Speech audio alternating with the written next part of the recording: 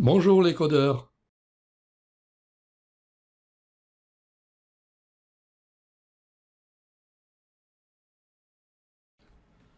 À l'issue de ce tuto, nous pourrons créer des edges par drag and drop. Alors voici un exemple.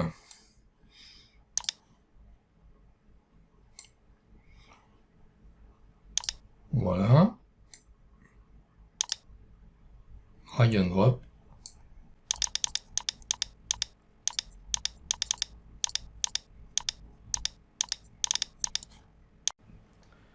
Si une entrée est occupée, eh bien, elle va se libérer automatiquement, comme ici par exemple. Voilà. On peut également supprimer un node, et à ce moment-là, tous les edges seront supprimés. Un node et 3 edges. OK. On peut sélectionner un edge, simplement.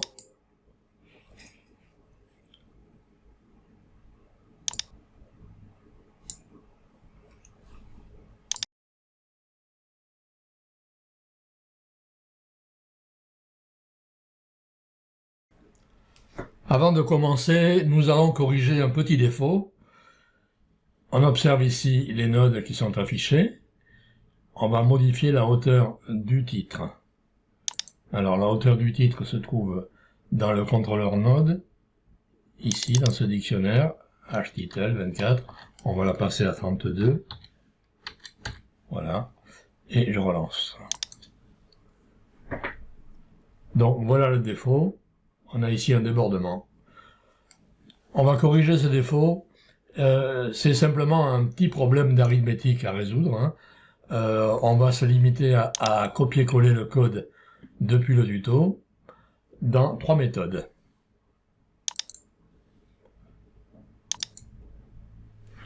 Dans le contrôleur socket, la méthode position, on va faire un copier-coller.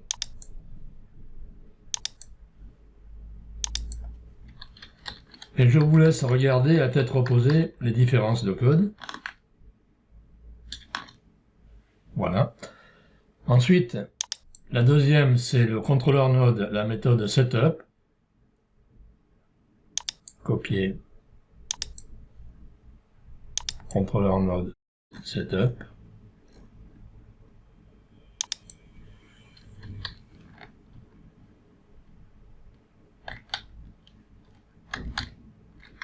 CTRL V, voilà. Et enfin,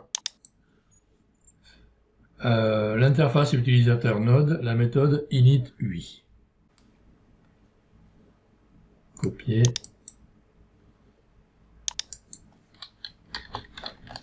Coller.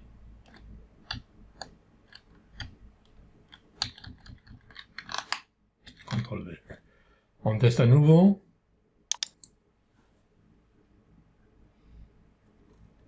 Voici, le problème est résolu.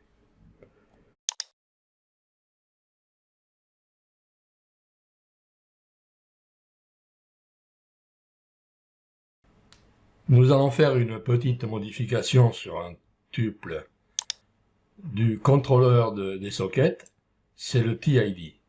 Pour l'instant, il a 3 valeurs.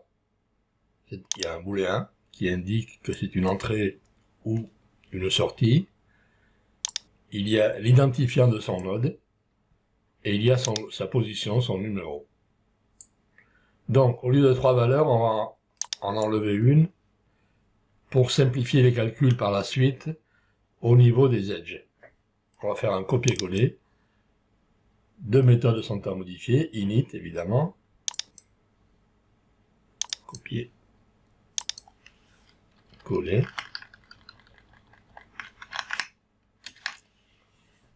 Voilà, donc on n'a plus que 2 valeurs, id node et numsocket. Et ce TID qui est ici est utilisé ici. Donc il faut également modifier cette méthode de position, enfin, cette propriété. Donc ici copier, et ici coller. Voilà.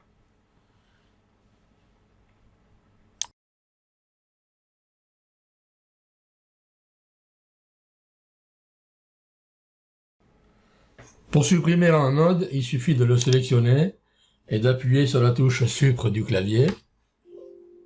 Confirmation. Et le node est supprimé. Effectivement, on voit ici le problème. Il aurait fallu supprimer les edges également. Hein. Voilà. Pour ça, il faut modifier la méthode de suppression qui se trouve dans le contrôleur scène. D'abord, on va retirer l'affichage dictionnaire en bas, provisoirement. Voilà, ici je commente cette ligne. Et ensuite, on cherche la méthode delete item.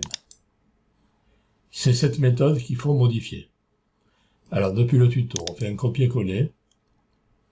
Delete item. Copier. Coller.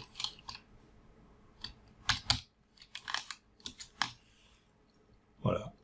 Et on voit bien que ici, on a des listes d'edge qui vont être construites et que l'on va utiliser ensuite pour la suppression. Ici, suppression des edges et ensuite suppression des nodes. Oui, mais on voit que cette méthode a besoin d'autres méthodes qui n'existent pas, par exemple celle-ci.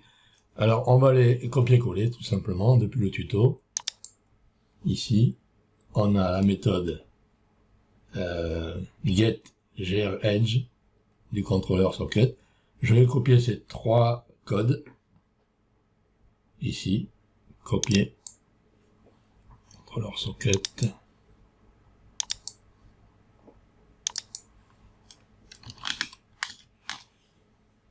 Hein. Ici, dans le contrôleur scène, save edge, copier. Ici, save edge.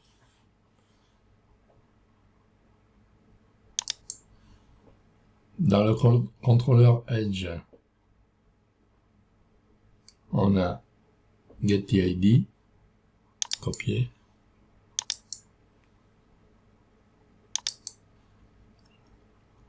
On va le mettre ici. getTID. Bon, on s'aperçoit évidemment qu'il y a du code à écrire ici. Ici. Et ici. Donc, de mon côté, je le fais de façon masquée. Et je reviens à vous tout de suite après. Voilà, je reviens. Les méthodes ont été ajoutées. Et pour tester et pour mettre au point ces méthodes, remarquez que on vous suggère d'utiliser le TDD ici, qui est tout au fond du tuto. Donc, on y va. Au niveau de la vérification. Donc, ici, nous allons créer ce fichier qui est test-edge.py. Copier. Et ici, au niveau des edges, on va créer, comme d'habitude, un fichier de test.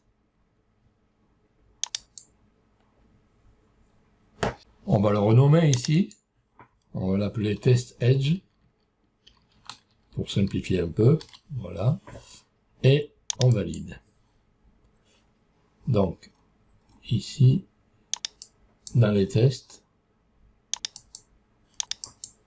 nous allons coller les tests. Ce fichier de test contient 4 tests.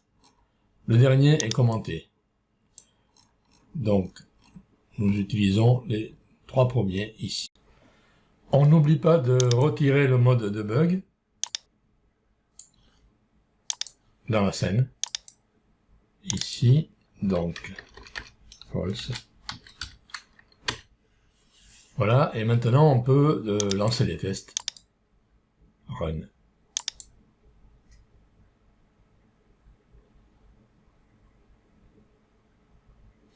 Voilà, les tests passent.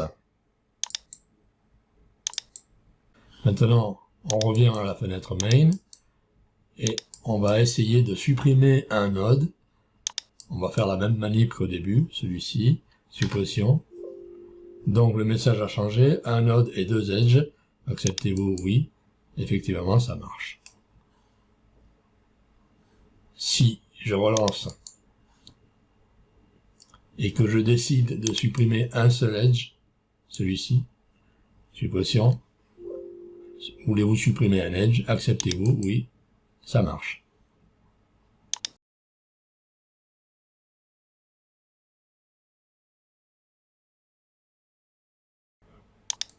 Pour créer un edge, on commence par le socket de sortie, en cliquant dessus. Ensuite, on fait un drag jusqu'à un socket d'entrée. Et là, on lâche le bouton de la souris. C'est le drop. Bien. Alors, il faudrait mettre en évidence, lorsqu'on survole les sockets, il faudrait mettre en évidence les sockets de sortie, uniquement de sortie. Pour cela, nous allons modifier le code dans la classe UISocket. Donc, d'abord, ajouter 2 méthodes. Copier. Coller. Ce sont des méthodes qui détectent le survol. Entrée en survol, sortie du survol. Ensuite, on va modifier 3 méthodes. Donc, d'abord, l'init. UISocket init.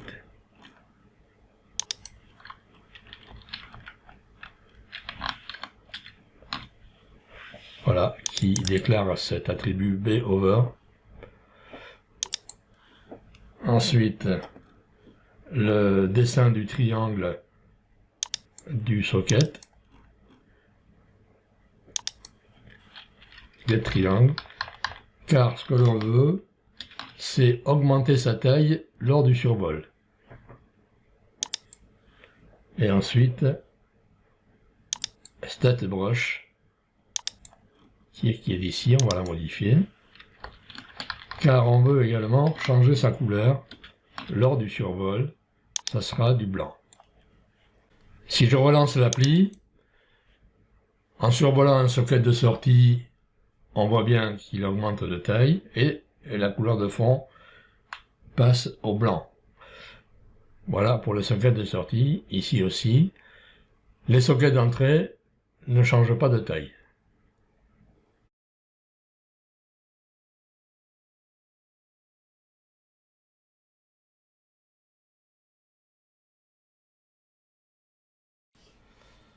Pour construire un edge, c'est dans la scène que ça se passe, Show Edge. On voit qu'il est nécessaire de connaître les 2 sockets, celui du départ et celui d'arrivée. Le problème qu'on a, et là nous ferons appel à la notion de mi-edge, c'est le suivant. Voici un projet qui est avancé, qui est codé. Lorsque je crée un edge, en cliquant sur un socket de sortie et en faisant un drag, on voit l'edge en cours de construction et naturellement on constate une chose, c'est que l'on connaît le socket de départ mais que l'on ne connaît pas encore le socket d'arrivée. Celui-ci, celui-ci, celui-ci, on ne sait pas. On appellera donc ceci un mi-edge, et pour le tracer, le point de départ, ce sera le socket out du node de départ, et le point d'arrivée, ce sera tout simplement la position de la souris. Voilà. Et en live, on voit le dessin qui s'affiche. La création du mi-edge commence au survol d'un socket out lorsqu'on appuie sur le bouton gauche de la souris. Par conséquent, je ferme ici, par conséquent, c'est dans le fichier UIView, au niveau du mouse press event, lorsqu'on appuie sur un bouton, qu'il faudra faire une modification ici, en testant bien sûr la présence du bouton gauche. Donc, copier, coller ici mouse press event, on va réécrire cette méthode, CTRL B, et on voit bien que l'on prend en compte maintenant le bouton gauche. Le bouton gauche, donc, qui appelle cette méthode Start Edge qui n'existe pas. On va donc la copier-coller, Start Edge, on va la mettre au-dessus, ici par exemple, voilà, Start Edge, et je continue en copiant le code du tuto. Ici, on a donc l'attribut Mid Edge, qui est ici, hein, voyez, qu'il faut déclarer dans l'init.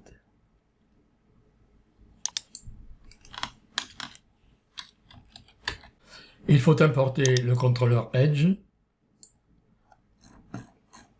Par conséquent, ici, from pc ctrl edge import ctrl edge. Et avant de poursuivre, on va faire une petite modification de code, car il y a des attributs et des variables que l'on peut déduire ici. Donc un petit peu de refactoring. D'abord, dans la scène, ici, on a cet attribut edge que l'on va supprimer pour être conforme avec ceci. Voilà. Ensuite, au niveau du contrôleur edge, on va modifier la méthode init. Je vais faire un copier. Donc, contrôleur edge. Effectivement, cet attribut, on va le supprimer, puisqu'on peut le déduire. Hein.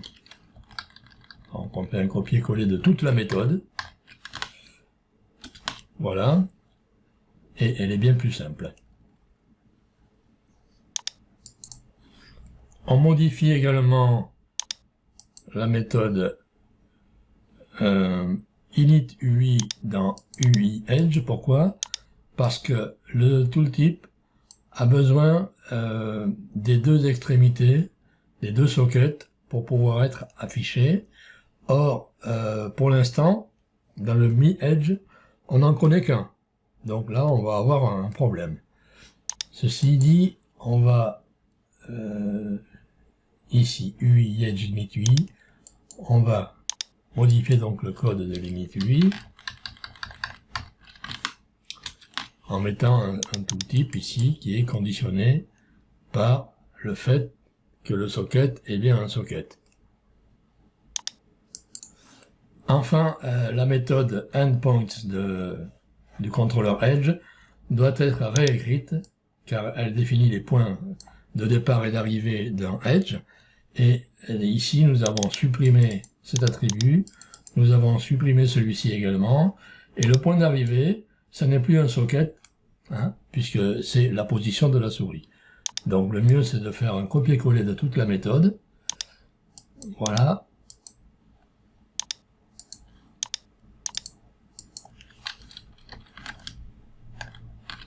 CTRL V. Nous allons tester. Et en cliquant sur un socket de sortie, on a bien un Mi Edge qui apparaît ici. Voilà.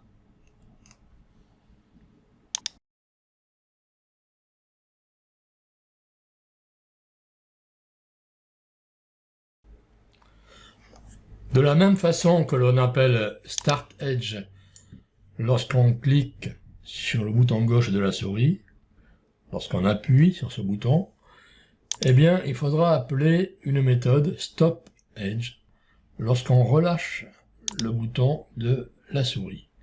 Donc, on va modifier cette méthode, Release Event, et on va ajouter la méthode Stop Edge. Mais d'abord, je constate qu'il y a ici des warnings, on va les corriger. D'ailleurs, on le voit ici aussi, 2 warnings. On va Show Context Actions, choisir ici, marquer les attributs non résolus. Voilà. Donc, copier-coller. Mouse Release Event. On va donc remplacer celle-ci. Et on voit effectivement qu'on appelle la méthode Stop Edge, qui est ici. Copier. On va la mettre en dessous de Start Edge, ici. Voilà. Je lance.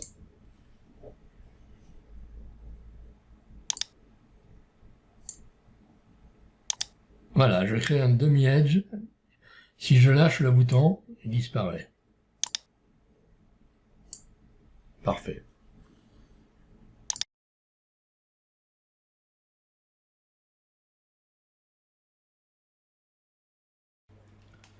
Le déplacement de la souris est détecté dans UIView par la méthode Mouse Move Event, qui n'est pas ici, qu'on doit surcharger. Donc Mouse Move Event, copier. On va la mettre ici, coller. On teste pour voir le résultat.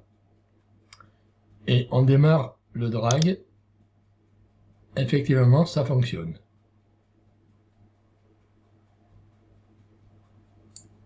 Mais pour mettre en évidence qu'il s'agit d'un mi-edge, un edge en cours de construction, nous allons changer son épaisseur, sa couleur et son tracé. En fait, vous le ferez à votre convenance.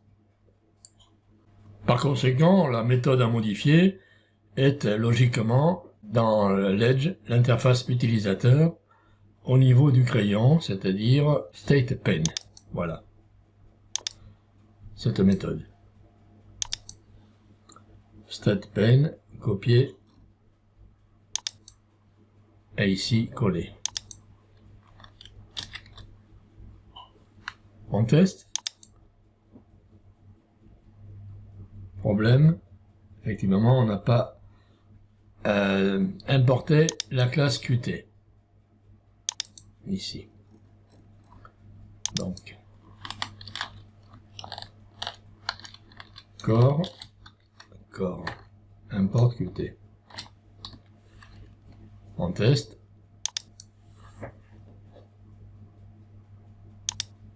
Voilà, ça fonctionne.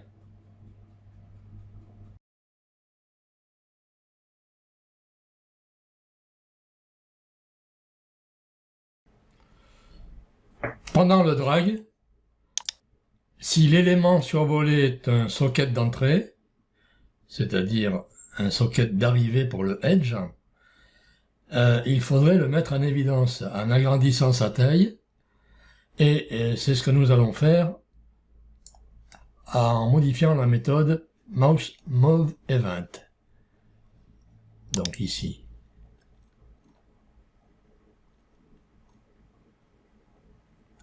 Mouse Move Event, copier.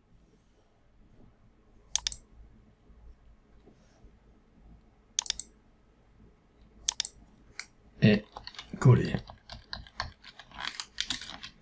On s'aperçoit qu'effectivement, on a ici le test et la modification du triangle, ici.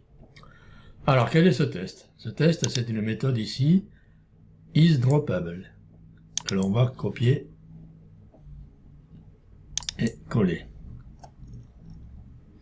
On va la mettre ici.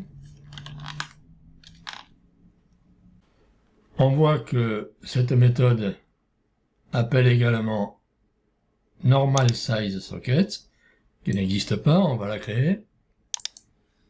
Donc ici, Normal Size Socket, copier.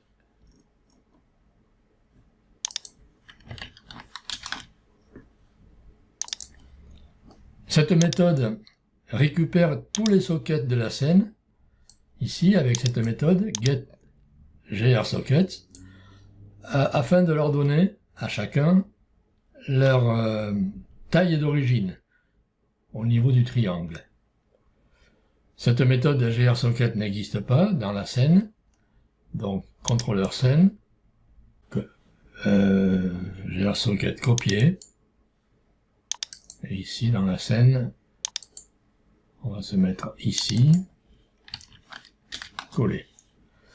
Alors vous remarquez que cette méthode doit être codée. Bon, de mon côté, je fais le coding de façon masquée et je reviens. Voilà, la méthode est codée, je lance l'application et on sait que l'on doit avoir les sockets d'entrée mis en évidence lorsqu'on les survole. Oui, oui, oui. Et vous remarquez naturellement à chaque fois qu'on rétablit la taille des autres. C'est parfait. Bien sûr, il est conseillé pour écrire, pour développer cette méthode, d'utiliser les TDD. Donc ici au niveau des tests, il faut activer ou valider le dernier test qui teste justement cette méthode GRSockets. On lance les tests.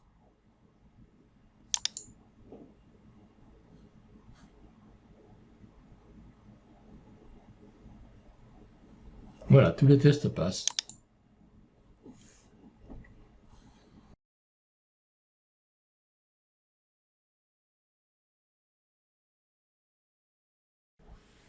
Lorsqu'on fait un drop sur un socket d'arrivée, alors on connaît le socket d'arrivée. Et comme on connaît aussi le socket de départ, on peut donc construire un edge complet, un edge normal. Et à ce moment-là, le mi-edge qui est en cours de construction peut être tout simplement détruit. À quel moment s'effectue le drop? Eh bien, c'est lorsqu'on relâche le bouton gauche de la souris et qu'on appelle la méthode Stop Edge. Et c'est là-dedans qu'il faudra faire la modification. Par conséquent, on va sur le tuto chercher cette méthode Stop Edge qui est complétée et on la modifie dans UI View, ici.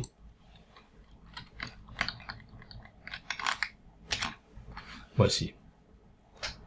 Donc là, on crée un edge normal, c'est-à-dire avec un socket de départ et un socket d'arrivée. Et évidemment, on supprime l'edge qui est en construction, c'est-à-dire le mi-edge. Voilà, remove item mi-edge. On vérifie. Par exemple, on va sur le premier, on lâche, et ça fonctionne. Effectivement, ça marche. Voilà.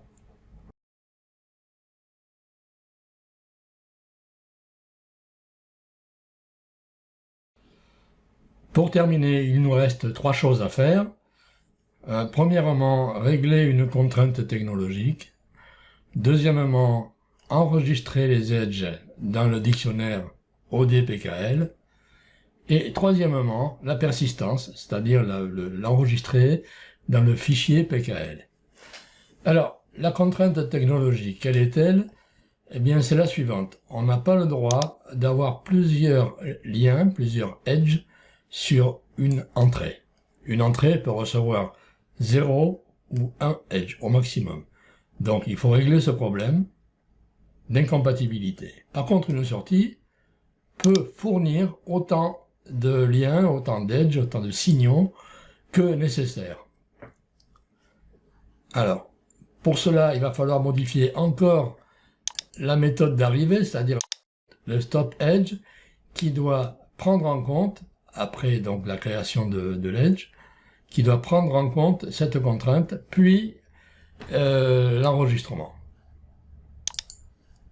On va simplement faire un copier-coller de cette méthode stop edge, ici, et c'est tout ce que nous aurons à faire.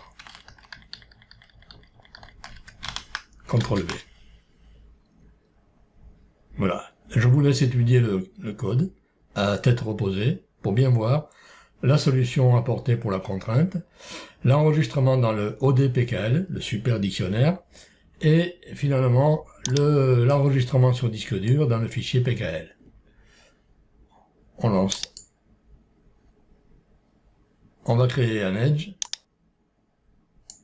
un deuxième,